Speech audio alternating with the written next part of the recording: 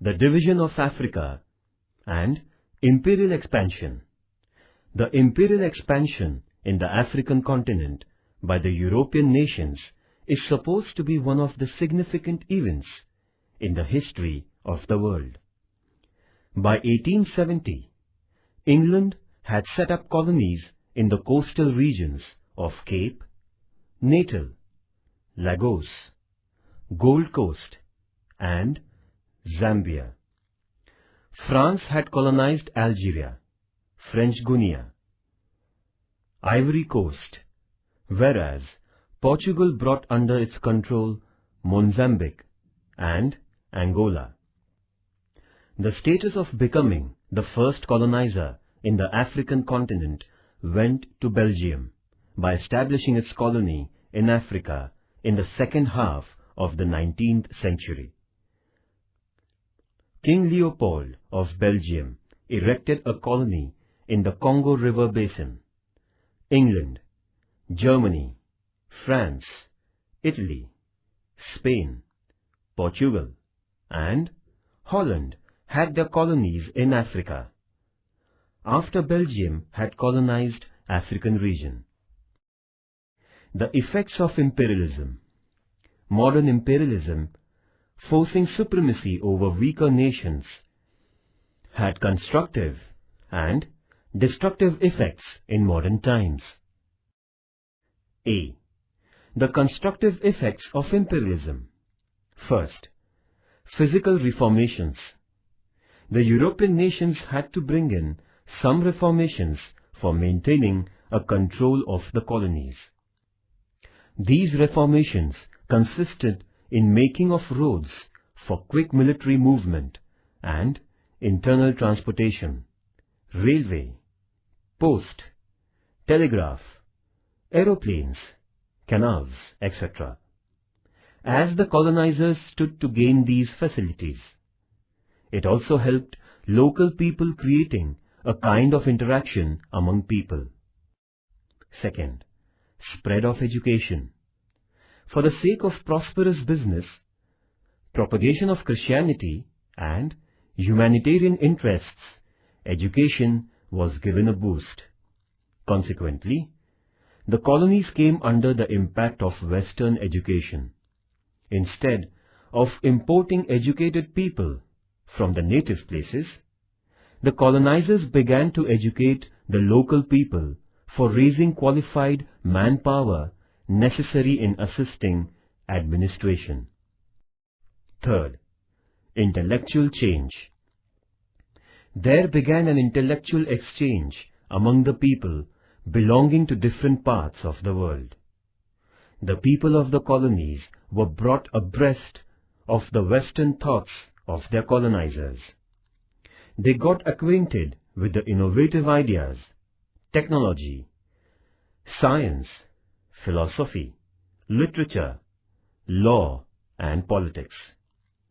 Colonization also introduced the people to the principles of liberty, equality, and fraternity, and the philosophies of nationalism, socialism, communism, and democracy.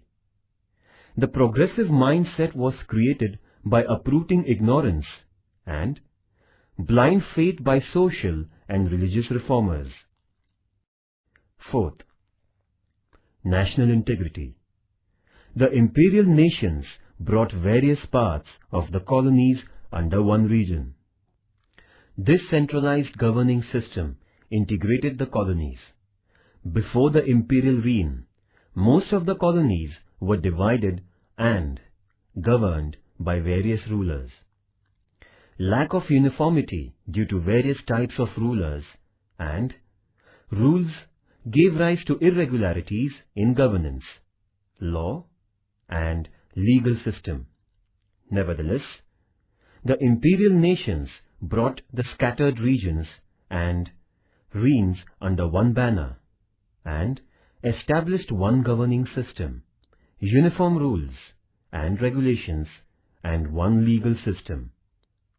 Consequently, there came into being national integrity. Especially, the undeveloped colonies were benefited by imperialism. Fifth, suppression of underdeveloped nations. The imperial nations had the objective of developing themselves by ruling the colonies. They governed the people in the colonies thoughtlessly. Many nations in the world were put into the shackles of dependence.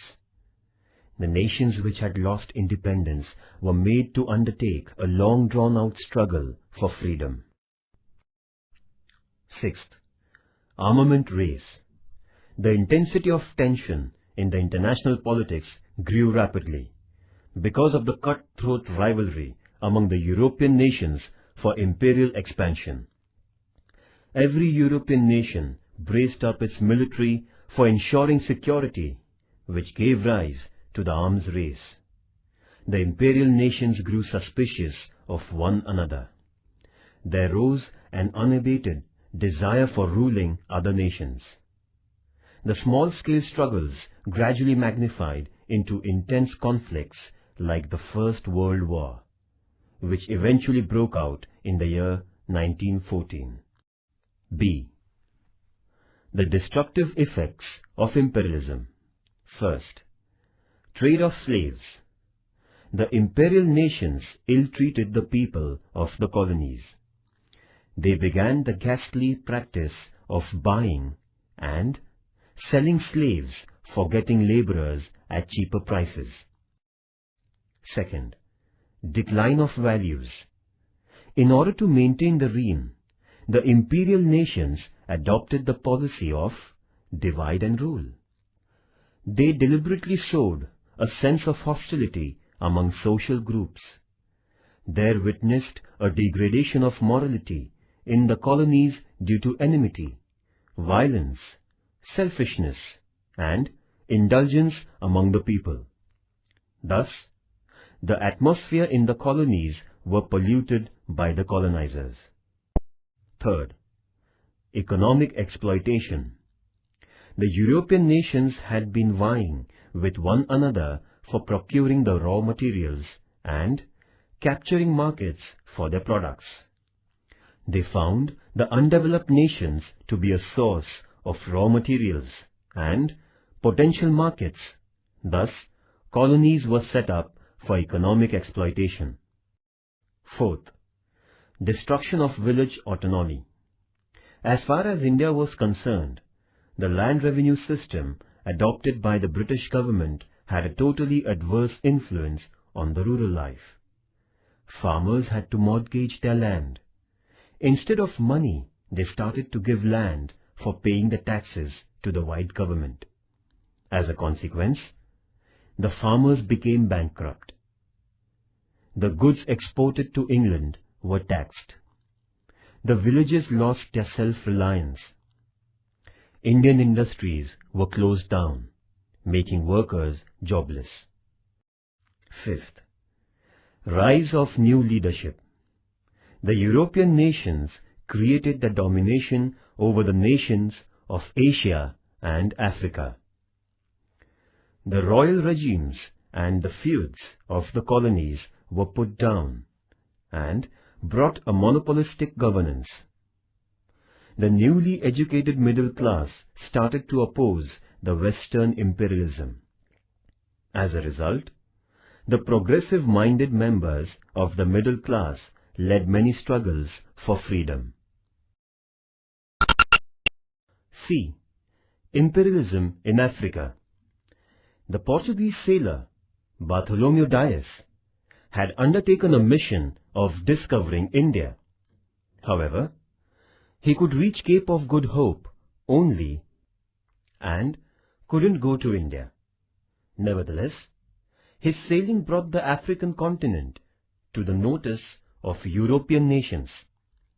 The trade of slaves carried on by Europeans brought the European nations in association with the coastal regions of Africa. Till the middle of the 19th century, the Westerners didn't have any idea of the interiors of the African continent. Africa had dense forests, big lakes, perennial rivers, and large tracts of deserts. However, the composition of Africa was not known to the world at large. Hence, it was called the unknown or dark continent until the 18th century.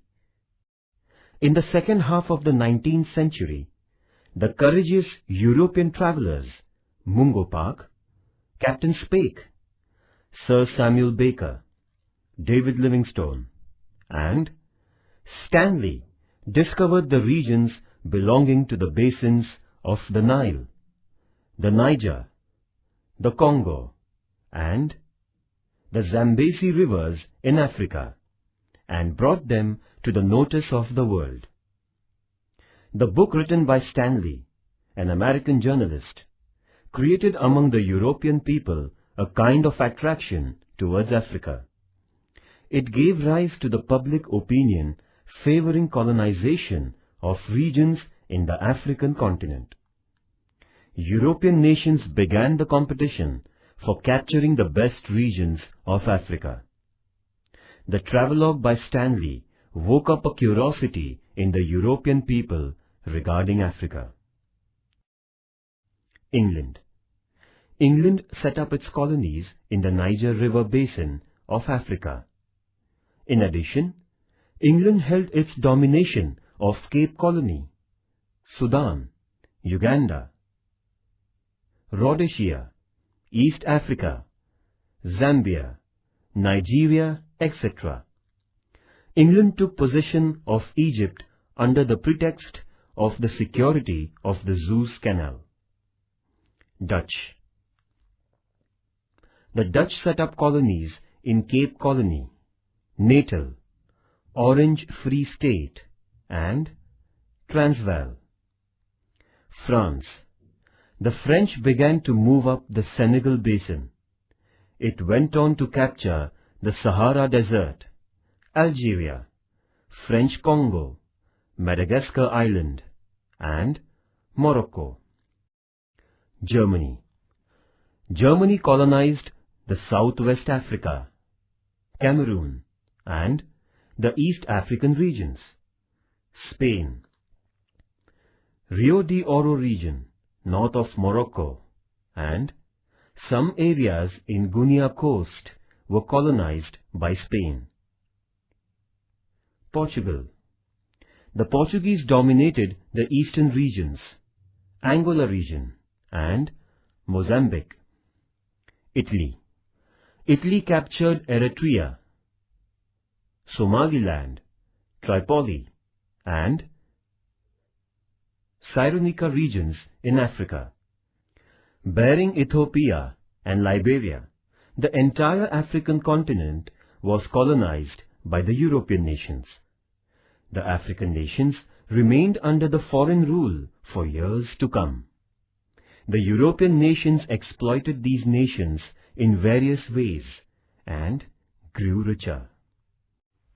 The Berlin Conference. The European nations held a conference at Berlin in 1884.